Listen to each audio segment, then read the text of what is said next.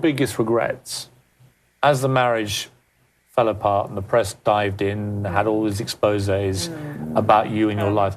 What for you personally were the things you most regret now doing in that period? Every minute of my day I have to work on regret now, Piers, every day, because I regret divorcing and I regret that I wasn't more aware. Oprah said to me a wonderful line. She said, Sarah, true forgiveness comes when you can't change the past, when you give up hope that you can change the past.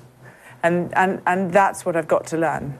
I've got to stop trying to go back to that bride and do it again with the awareness that I have now, because I can't. Do you feel ashamed of your behaviour in that period? I think. Or do you feel it was a kind of a consequence of all the attacks on you? I think looking back, of course, with having worked with Dr. Phil and Susie Orman and Martha Beck and Oprah, looking back, goodness, with the awareness I have now, yes, I feel so totally ashamed. And I feel as though I was so out of control. I didn't see and look at the ramifications of my actions. Why didn't I? Why didn't I just I was on the wrong course to self-destruct. One of the lowest moments I felt for you, just looking at it from the outside, was when the toe-sucking pictures appeared all over the front page of the Daily Mirror. It was such an intrusive picture, and yet it told its own story. When you saw that front page, what went through your mind?